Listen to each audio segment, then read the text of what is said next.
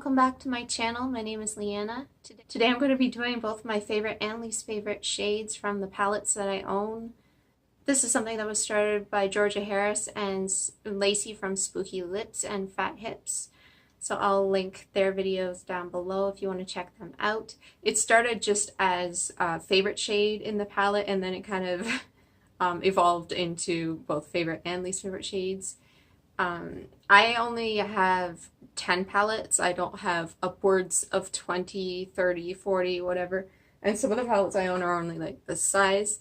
So what I decided to do was, if I have more than one favorite or least favorite shade in the palette, I decided to just swatch, more than one. So I ended up with about 15 swatches on both sides for favorites and least favorites. Hopefully that's okay with you guys. So what I'm going to do, because it's very hard to show swatches like this on the arm, because your arm tends to bend and twist, what I'm going to do is show you a swatch on the back of my hand, and then at the end I'll have them all swatched down each arm so you can see what they look like all next to each other. I've already done that. My arms are feeling kind of red and raw from having to scrub all the swatches off. But anyway, let's just get into things. So I'm going to go in the same order that I'll have swatched all the things on my arms at the end, just so that we can kind of keep things comprehensive. So this is my little Wet n Wild Tartelette palette. It only has 4 shades. That's nice and concise. This is what it looks like. It has a transition, eyelid, brow bone, and crease color. My favorite shade from the palette is this crease color down here, which looks like this. It does have a slight satin sheen to it. It's not completely matte. And then my least favorite shade is the brow bone highlight, just because it doesn't really show up on my skin tone. If you're darker than I am, it will probably show up on you.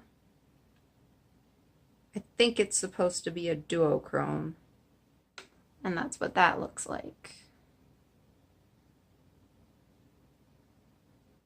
This is the NYC Individualeyes Pink Nudes palette.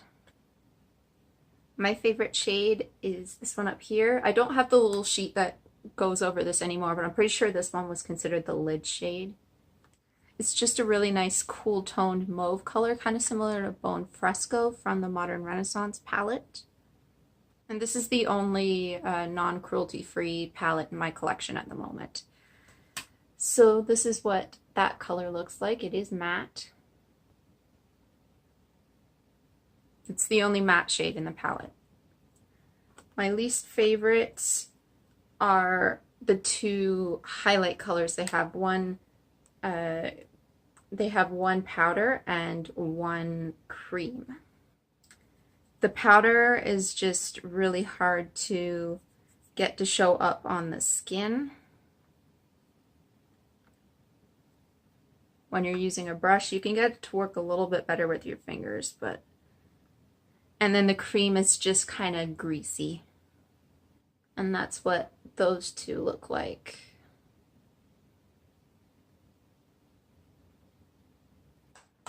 Next I have this Annabelle Eye Tech palette. This is very similar to an Urban Decay palette. I can't remember the name of it. But it has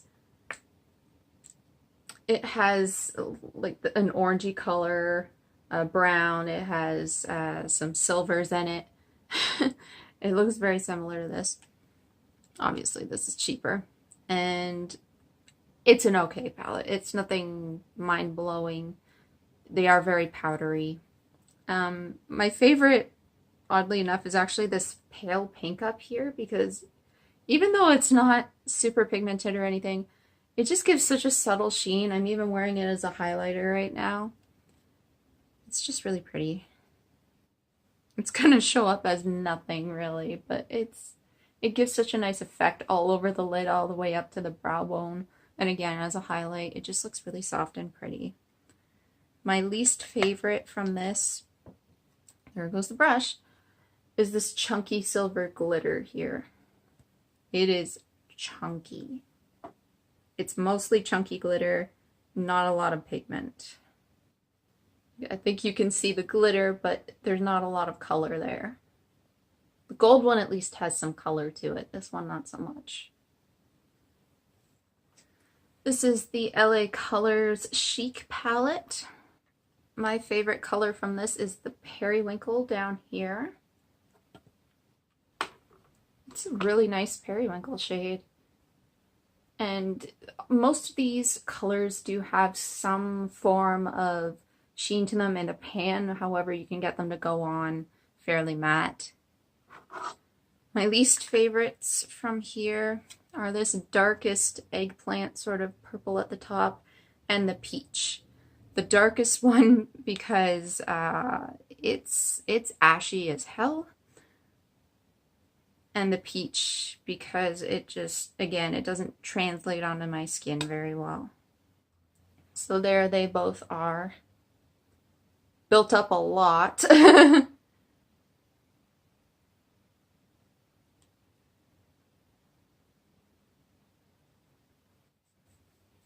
I'm probably going to end up with glitter on both of my hands because some of these shades do have glitter in them. Not the ones from the LA Colors palette, just like, for example, the one from the Annabelle palette that I swatched, that has glitter, and I have glitter everywhere. My last drugstore palette is this one right here. This is the Hard Candy Look Pro Rose Gold palette. Just as a comparison, both of these palettes, the Annabelle and this one, are $12. Save your money from the Annabelle one and go for this one. This is a really nice palette. My two favorites from here, I mean, I could go for more than two favorites, but I really like this shade up here called Love Affair, and then this pink over here called Kiss and Tell. So there they both are. Love Affair is a glitter duochrome. That's a pink to peach. And then Kiss and Tell is a pink matte. The brushes in here are very decent as well. But my least favorite shade in here is the shade Double Date, which is this one down here. Again, it's just got that sort of ashy color to it. If you catch it in a certain light, it looks like it should have sort of a nice purpley wine color to it, but none of that comes through. And that's it there.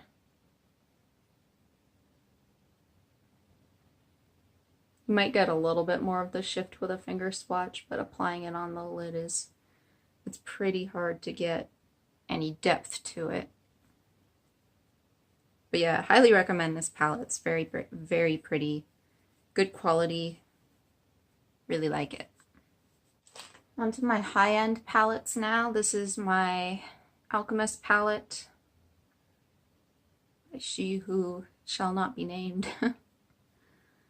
My favorite shade is Pink Opal. It's definitely the one that has been used the most. So that's it there. It's just a really pretty pink duochrome. All of these are duochromes, obviously.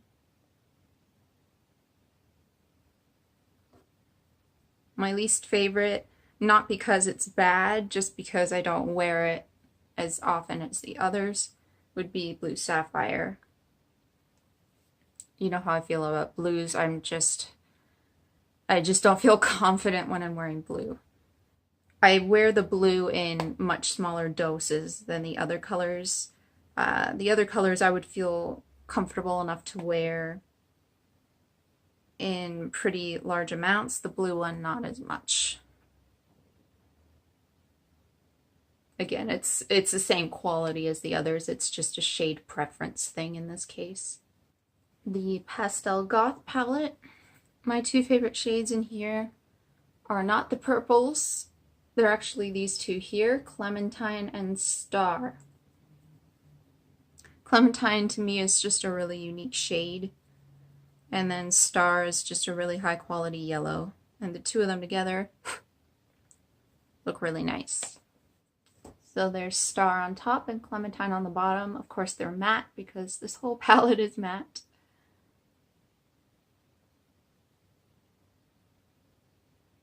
Because I've seen a lot of peach shades in my day, but nothing is quite the same as this. Now, my least favorite shades in the palette. One of them actually is a purple. It's the shade Dope. Because it can get quite patchy and difficult to blend, and it has a tendency to start turning gray throughout the day or to just up and disappear. And then also Dagger, again, not a quality issue on this one, but more of a shade preference. That's the one thing I will say about Kat Von D from my experience with her shadows, is that her purples were never very good. In fact, a lot of the purples that I own, not very good except for Indies. So there they are there, Dope on top and Dagger on the bottom.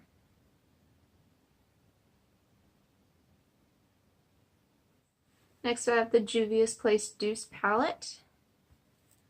It was hard to pick favorite shades out of here because I do really like all of them except for one. But I decided to go with Puffs and Creme. Puffs being the most metallic shade in the palette, and Creme just being a really beautiful sort of pastel pinky coral shade. And that's them there, Creme on top and Puffs on the bottom.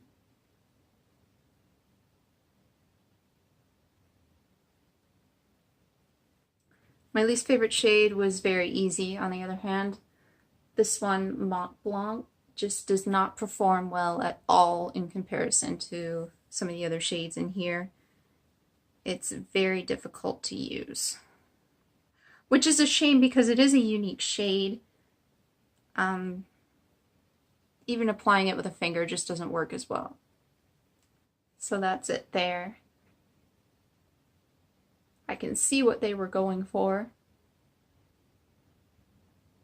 It's just the formula is very strange on that one shade.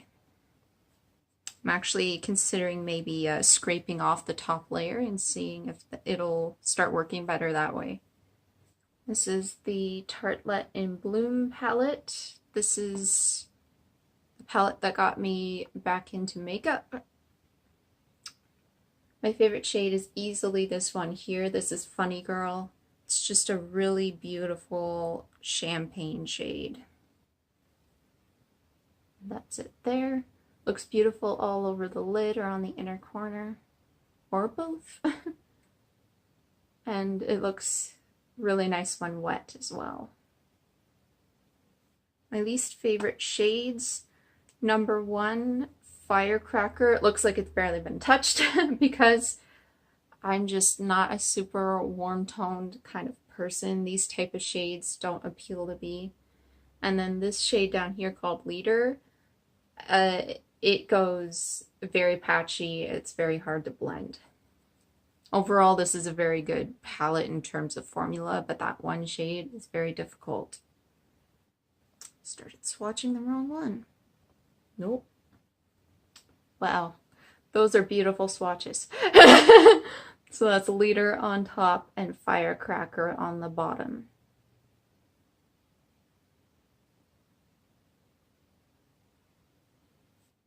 My swatching fingers are tired, okay? I've only got 2 palettes left. This is the Anastasia Beverly Hills Modern Renaissance palette. This is the only Anastasia product I own, I think.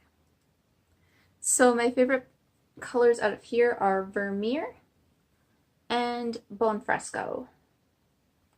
So that's Buon Fresco on top and Vermeer on the bottom.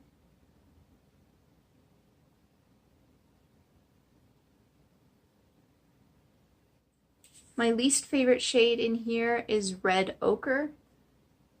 Again, it's not a type of shade that I'm really into. Well, I shouldn't say that. I do like the shade, I just don't wear it all over the way some people do. Therefore, it hasn't been used a ton.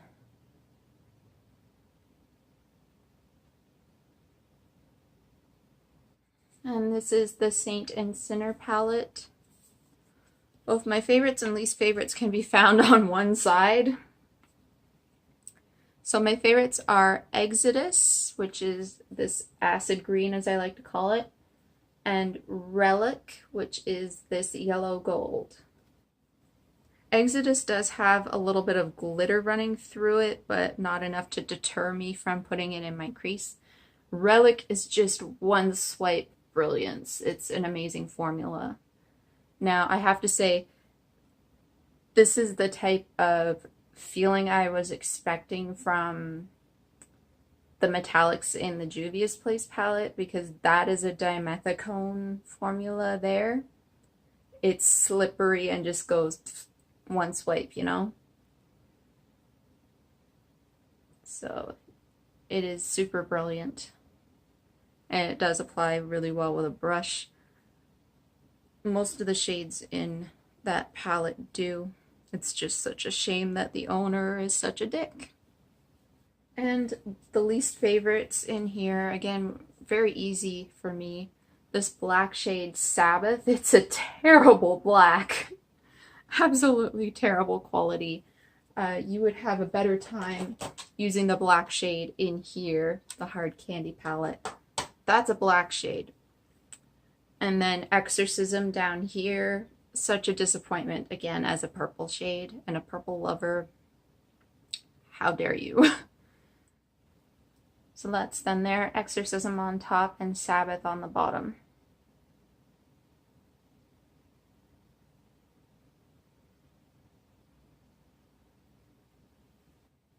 I know those swatches looked impressive, but just trust me, they're not that good on the eye. So if you want to know what all of these colors would look like swatched together, have a look at this. Okay, so from wrist to elbow, we have the Wet n Wild Tartelette palette crease shade, the NYC Individualeyes Pink Nudes palette lid shade, the Annabelle Eyetech palette, which is like a really, really soft pink sheen. Yes, no, maybe you can see it. I can't tell if you can or not. Then we have the LA Colors Chic palette, and it's a periwinkle. Like, some of these don't have names, so I don't know what to tell you. The Hard Candy Look Pro Rose Gold, Love Affair, and Kiss and Tell shades. They're both pinks, but one of them is a glitter duochrome. The Kat Von D Alchemist palette, pink opal shade. Again, it's going to be hard to see on camera because it's a duochrome.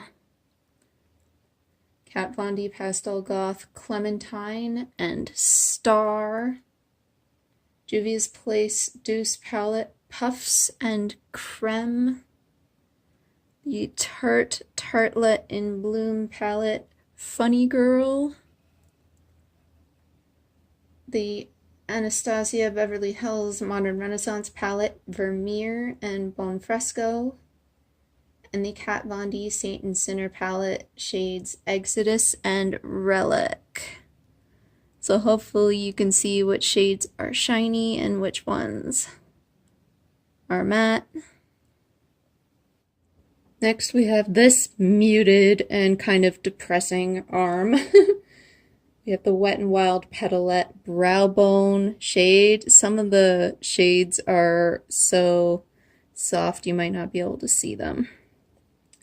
The NYC Individualeyes Pink Nudes palette highlights. Both the powder and the cream. The Annabelle Eyetech palette, the chunky silver glitter shade, as I like to call it. The LA Colors Chic palette, we have the darkest purple and the pale peach. Yeah, that's supposed to be a dark purple. We have the Hard Candy Look Pro Rose Gold, shade Double Date. Kat Von D Alchemist Blue Sapphire. It's not that I don't like the shade, it's basically that it gets the least amount of use because it's a blue and I'm not overly fond of blue eyeshadows. So we have the Kat Von D Pastel Goth palette, the shades Dope and Dagger, Juvia's Place Douce palette Mont Blanc, Tarte Tartelette in Bloom palette Firecracker and Leader, Anastasia Beverly Hills Modern Renaissance palette Red Ochre, and the Kat Von D Saint Sinner palette Sabbath and Exorcism.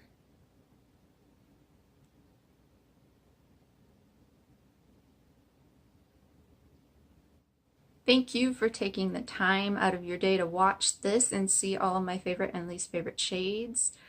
I think that there's definitely a trend amongst them. I was actually kind of surprised though to see how many pink shades I liked. That was interesting to see. I would have liked to see more purple up there, but again, mainstream purples are not where it's at. Indie purples are definitely the way to go. So tell me, what are some of your favorite and least favorite shades from your palettes that you own? Because I would like to know that. I post Mondays and Fridays here on this channel in the afternoon Eastern Time. Don't forget to check out Georgia and Lacey's videos down below. And I'll see you next time. Bye, guys.